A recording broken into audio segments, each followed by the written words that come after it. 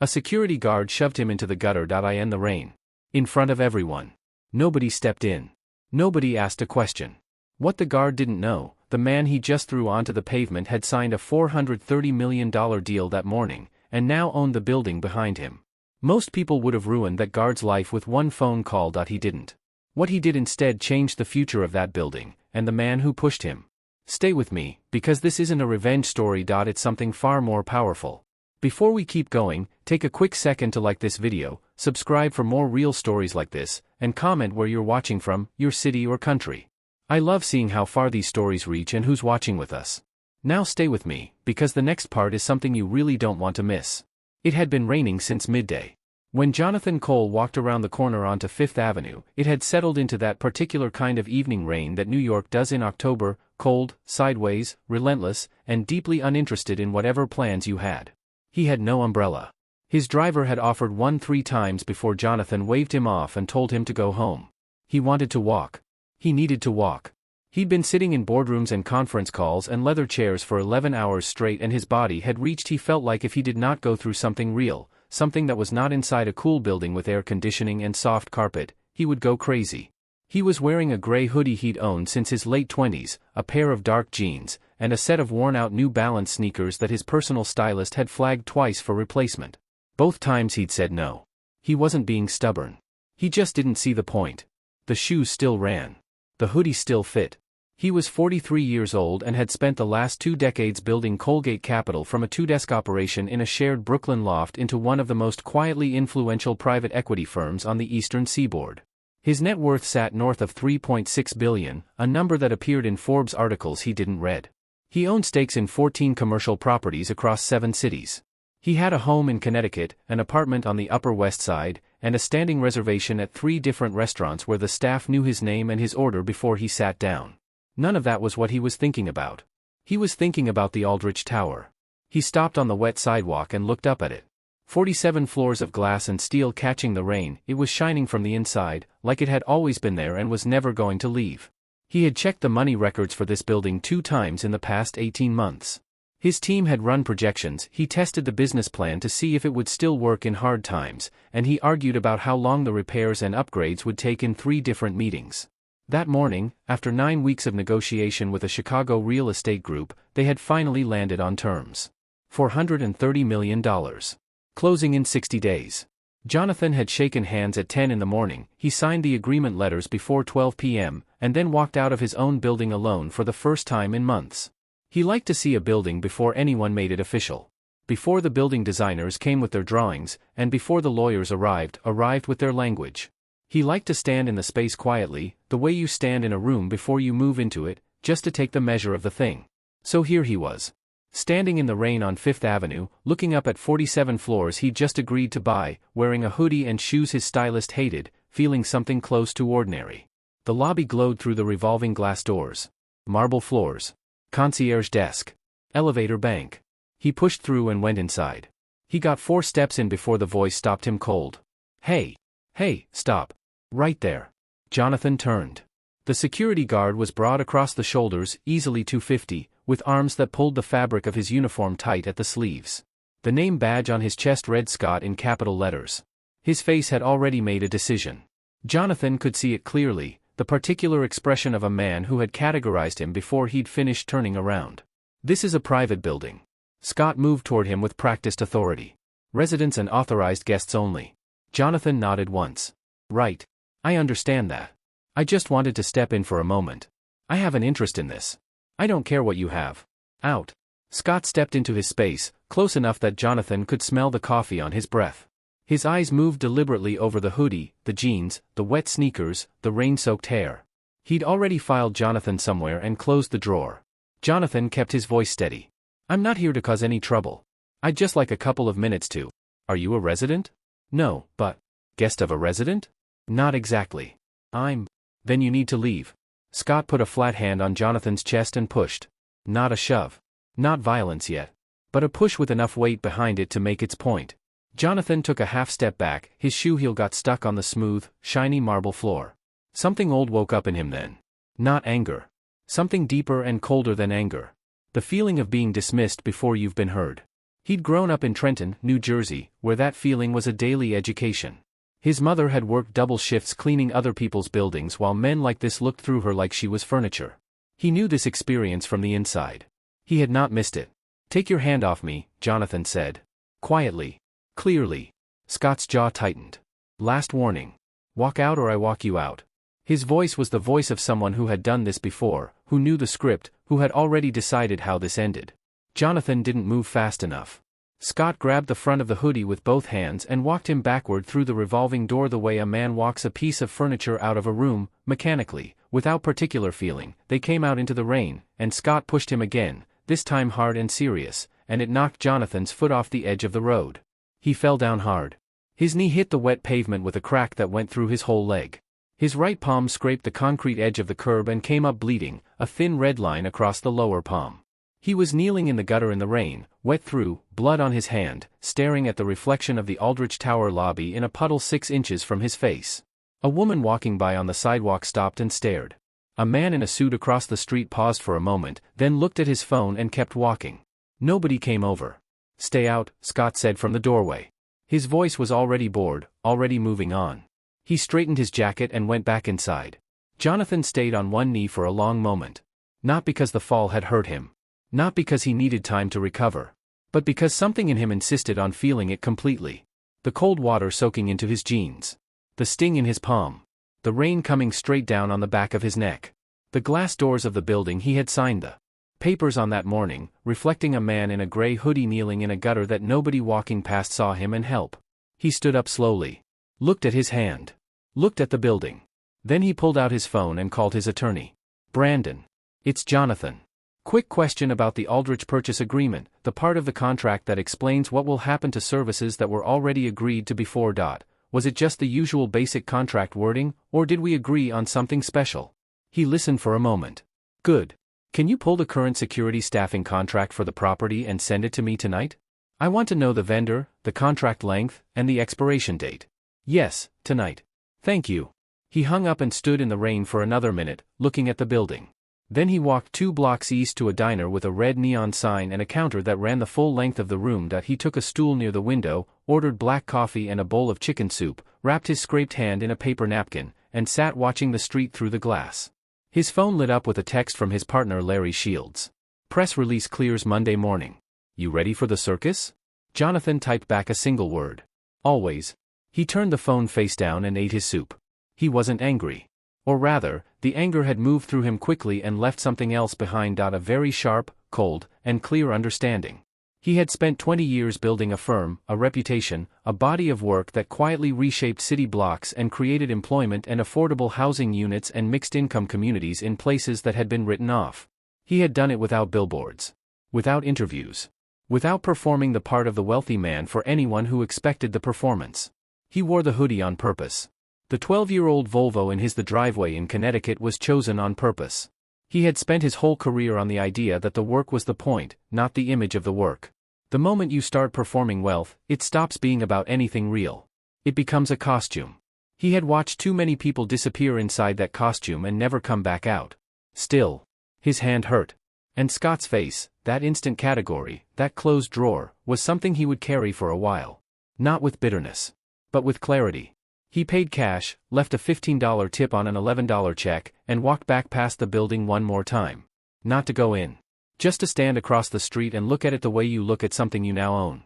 47 floors. His. He stood there for 2 full minutes in the rain. Then he got a cab and went home.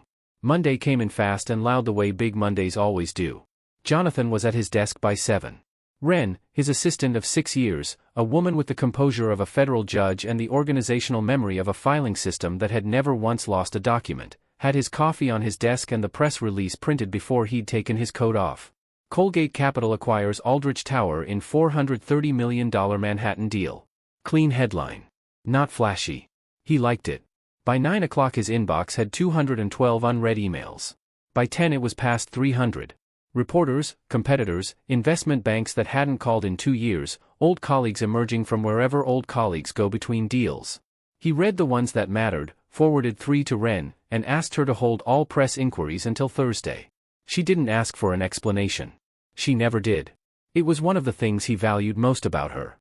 At 10:30 his attorney Brandon called. The Aldrich security contract came through. Vendor is called Perimeter Guard Solutions. 3-year contract, expires in 11 months. You want me to flag it for non-renewal? Jonathan was quiet a moment. He was looking at a big building machine slowly turning outside his office window. No. Not yet. Send me the name of whoever runs operations over there. I want to make a call myself. He didn't make it yet. He had a full morning. Wire confirmation calls with Chicago, a 2-hour renovation planning session with the construction team where they were already having productive arguments about the lobby design, which Jonathan took as a good sign, because creative arguments early meant fewer structural arguments later. Then lunch with Larry, who wanted to talk about the Philadelphia property pipeline and also, with the directness of a man who had known Jonathan for 15 years, about the fact that Jonathan had no life outside of work. You need to take a real weekend, Larry said over lunch, not looking up from his plate. Jonathan cut into his food. I took a weekend in September.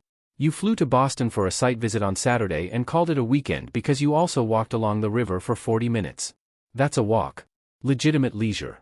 Larry looked up. You need to see actual human beings, Jonathan. Not clients. Not partners. Not attorneys. People who know you and don't need anything from you. He set his fork down. When did you last have dinner with a friend? Not a colleague. A friend. Jonathan was quiet for a moment. That's a good question. Larry pointed his fork gently in his direction. That pause right there is the answer. Jonathan smiled despite himself. I'll take a real weekend. Good. When? Jonathan said the first thing that came to him. This one coming up. Larry studied him. Don't say it if you don't mean it. Jonathan held his eyes. I mean it. After lunch he returned to the office and made the call to Perimeter Guard Solutions. The operations manager who came on the line was a woman named Trinity Holt, professional, precise, organized. She gave a 30-second company overview before Jonathan had finished introducing himself, which told him she'd already been briefed that the new building owner might be calling. He liked her in the first 60 seconds. Ms. Holt. I'm reaching out personally because I had an experience at the Aldrich last Friday evening that I want to discuss with you directly. I wasn't there in any official capacity. I was wearing casual clothing, I entered the lobby, and one of your guards physically removed me from the building and shoved me hard enough that I went down on the pavement outside. I have a scrape on my hand that's still healing 5 days later. The line was silent for a long moment. Mr. Cole. I am very sorry. Can I ask which guard this was? His badge read Scott. He heard someone breathe out quickly and hard. I understand. I want you to know that physical removal is a last resort in our protocols and is only if is officially allowed when there is a real danger to safety after the person has been warned many times. What you're describing does not fit that standard. Not even close. Jonathan leaned back in his chair. Ms. Holt, I appreciate that. But I need to be clear about something before we go any further. I am not calling to have anyone fired. That is not the outcome I'm after. He paused, letting that land. I'm about to spend the next 18 to 20 months and a considerable amount of capital redesigning this building from the ground up. When it reopens, roughly 30% of the residential units will be set aside as affordable housing. The ground floor will include a workforce development center serving adults coming out of the city's shelter system. The people walking through the front door of that building are going to represent every income level, every background, every way of dressing and carrying themselves. I need the people at the front of that building to understand what it stands for. I want a genuine conversation and a real reset, a true change in direction and thinking. Not a termination. The personnel decision is entirely yours. But I want to be part of whatever comes next. Another pause. Then Trinity Holt said, quietly, I've been in this business for 16 years, Mr. Cole. That is not the call I was expecting. I want you to know I appreciate it more than I can properly say. They agreed to meet Wednesday morning at the building. It was Larry who told Scott. Not Jonathan. Jonathan hadn't planned it that way, it just happened. Larry had taken point on the Aldrich transition team and was in the building 2 days a week getting a read on operations and existing staff. He was there Tuesday afternoon when Trinity arrived with Scott to review the lobby footage in the back security office. The three of them stood and watched the camera recording from Friday evening. The rain on the exterior glass. The man in the gray hoodie coming through the revolving door.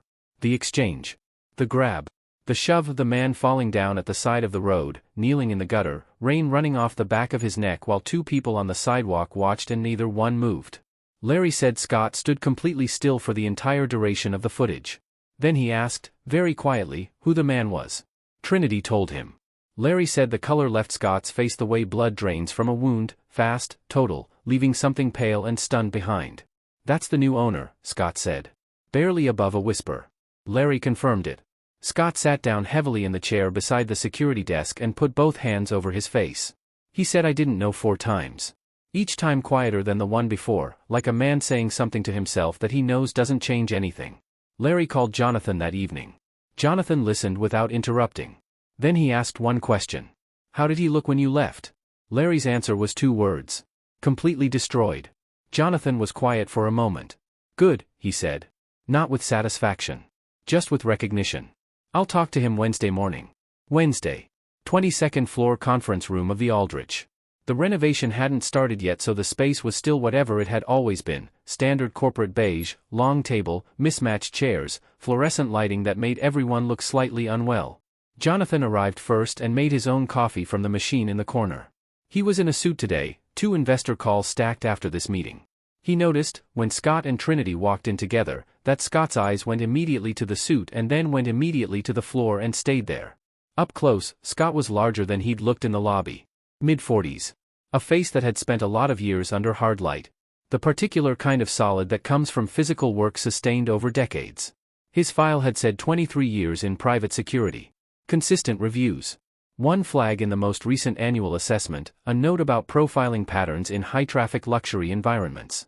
Jonathan had read that line 4 times and thought about whoever had written it and what it must have cost them to put it in the file at all. Jonathan thanked Trinity for coming and asked if he could have a few minutes alone with Scott. She looked at them both briefly and then nodded and stepped outside. Scott still had not looked up. Jonathan said his name. Just his name. Scott looked up. Jonathan put both hands flat on the table. I grew up in Trenton, New Jersey. My mother cleaned hotel rooms for 12 years. We had a 2-bedroom apartment with 6 people in it. I wore second-hand clothes until I was 20 and I was grateful for every piece. He held Scott's gaze. I know exactly what you saw when you looked at me last Friday. The hoodie, the sneakers, the wet hair, the man who walked in off the street looking like he didn't belong. I know what category you put me in before I'd finished turning around. I've been put in that category before.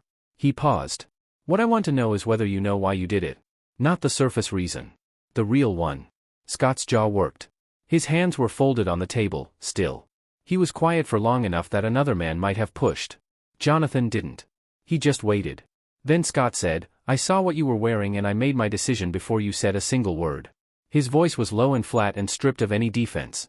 I've been doing this job long enough that I've trained myself to read people fast. The problem is fast isn't the same as right. He exhaled slowly through his nose. I've known that for a while. I just haven't done anything about it. Jonathan nodded once. I appreciate you saying that straight. He leaned forward slightly. I'm not here to press charges. I'm not here to end your career. He explained the plan clearly and simply, without adding anything extra. The affordable housing component. The Workforce Development Center. The lobby is a space that belonged to everyone who walked through it, not just the people who looked like they could afford to be there. He watched Scott's face throughout, carefully. Then he said, when this building reopens, I'm going to need a director of community safety. Someone who has done this work long enough to understand it from the inside. Someone who has made the kind of mistake that forces you to look hard at yourself and then make a decision about who you actually want to be going forward. I don't know if that's you. I'm asking honestly whether you think it could be. Scott stared at him. He had the look of a man carefully searching for the catch, the angle, the place where this turned punishing. When he couldn't find one, something real and unguarded moved across his face. Why, he said. After what I did to you on that sidewalk. Why would you be sitting here? Jonathan picked up his coffee cup. Because I've spent 20 years being judged by what I drove and what I wore and what neighborhood I came from, and if I wrote off every person who got that wrong, I'd have done nothing and known nobody. He drank. And because the man who gets it wrong and faces it and decides to change is more useful to me than the man who never had to face anything hard. He set the cup down. I don't need someone perfect, Scott. I need someone honest. Scott was quiet again. A long, full silence. When he finally spoke, his voice had changed completely, stripped of whatever professional distance he'd carried in through the door. I've got a brother, he said. 38 years old. Good man. Hardworking his whole life. He got laid off 5 years back when his company downsized, and he has been grinding ever since, applying, interviewing, getting passed over, getting looked through. He's the kind of man who wears whatever he has cleaned that morning and takes 2 buses to get to an interview on time and still gets dismissed in the first 30 seconds by someone who decided before he sat down. Scott looked at the table. I have watched that happen to my brother for 5 years. I have been angry about it for 5 years. And I still walked up to you last Friday and did the exact same thing to a stranger. His voice dropped. That is what I can't get past. That I knew better and did it anyway. The room was completely still. Jonathan looked at him for a long moment. Then use it, he said. Use the fact that you can't get past it. That is not guilt. That is the beginning of something different, if you're willing to do the work. Scott looked up from the table. He held Jonathan's gaze with the steadiness of a man who had just made a real decision rather than simply agreeing to something convenient. He nodded. Slow. Certain. They shook hands across the table. Jonathan called Trinity back in and told her he wanted to discuss an expanded role for Scott in the building's transition and reopening plan. Trinity looked between the two of them, reading whatever had shifted in the room. She didn't ask what had been said. She told them she'd have a proposal drafted by end of week. Jonathan thanked her and meant it. Jonathan did take that weekend. He told Wren on Friday afternoon that he'd be unreachable Saturday and Sunday, watched her expression move through brief surprise and then composed professionalism, and drove up to Connecticut that evening. He spent Saturday morning walking the trails behind his house in the gray October air with a thermos of coffee. In the afternoon he sat on his back porch and read a biography of a civil engineer who had built bridges in 3 countries under budget and ahead of schedule, which Larry would argue did not qualify as vacation reading and about which Larry would have been right and Jonathan would not have cared. He called 2 people he hadn't spoken to in months. An old college roommate now living in Denver who spent an hour talking about his marriage, his garden, and a 1968 Ford truck he was rebuilding in his garage, none of which had anything to do with commercial real estate, and which Jonathan found genuinely restorative. And a woman named Shelby Marsh. Shelby was a structural engineer. They had met through a mutual colleague 8 months earlier, had dinner 3 times in the spring, had good conversation and better arguments about buildings and cities and what cities owed the people who lived in them, and then Jonathan became quiet and distant when the Aldrich talks became very difficult and stressful. He had not explained. He had simply stopped calling. It was not his best behavior and he knew it. He called her Sunday afternoon from the back porch with the 2nd cup of coffee. She picked up on the 3rd ring. Well, she said. I was wondering if you had fallen into the river. Jonathan smiled at the tree line. Not quite. He paused. I owe you an apology. I went dark for 3 months without an explanation. That wasn't right. She was quiet for a moment. Was it the Aldrich deal? He blinked. How did you? I read the business press, she said. $430 million, Jonathan. That's not a small deal. He laughed. No. It isn't. Are you finished disappearing? He thought about that, honestly, before he answered. Yeah. I think I am. Good, she said. Because I am currently working on a renovation project in the Bronx that has a structural problem I want a second opinion on, and you have an extremely annoying habit of being useful. He laughed again. A real one. He said he'd take her to dinner this week and she said she'd think about it and they both understood perfectly well that she'd already decided yes. The Aldrich Tower renovation began 6 weeks later. Jonathan was on site the first morning, not in a suit, in the gray hoodie and the worn New Balance sneakers. Larry arrived in a hard hat and looked him up and down without speaking for a full 5 seconds. Then he said, "Those shoes." Jonathan looked down at them. "These shoes have been in every building I bought before I bought it."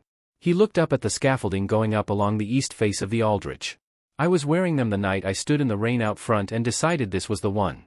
He started walking toward the entrance. "I'm not changing them now." Larry fell into step beside him. "You're going to end up on the cover of an architecture magazine in those shoes someday and I am going to frame it." Jonathan said, "Make sure they polish them first." 22 months later, the Aldrich Tower reopened on a Tuesday in late October. The lobby was unrecognizable from what it had been.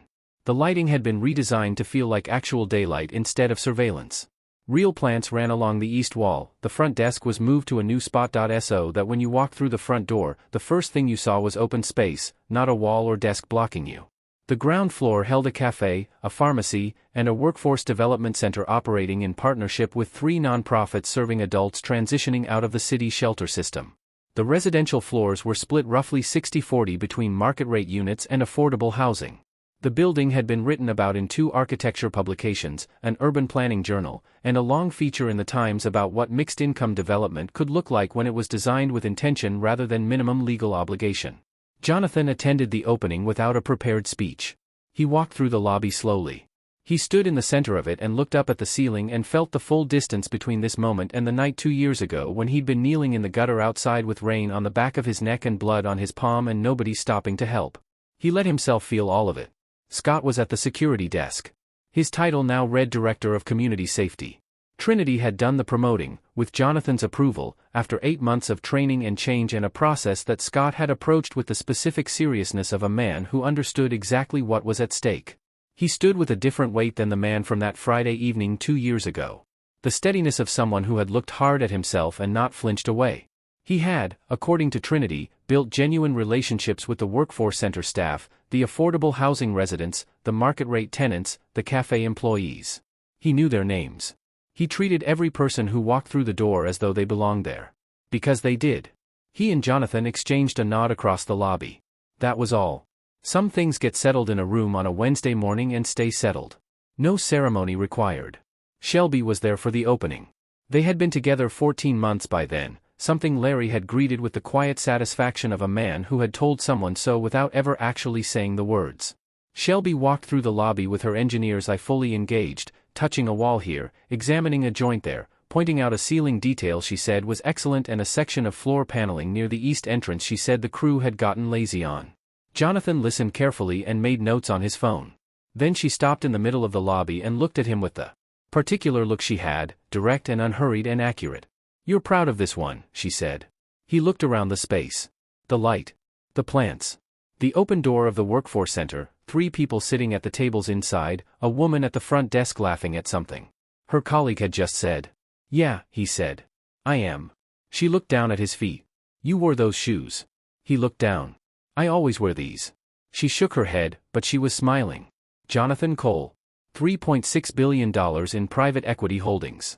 He looked at her. And you wore those shoes." She took his arm and held it. "I respect it." She said it simply, like something that had been true for a while. "I genuinely respect it." He drove home that night on the West Side Highway with the city on both sides of the dark water and the radio off. There was a 7 o'clock meeting tomorrow about the Philadelphia property, a building his team had been watching for 8 months. He'd be walking through it this Saturday, alone, the way he always did, before anyone made it official. He already knew what he'd be wearing. The hoodie. The sneakers. The face of a man who looked like anyone, because he'd understood a long time ago that looking like no one in particular was how you found out who people really were. That was worth more than any number that had ever appeared next to his name in print. It always had been. And he was just getting started.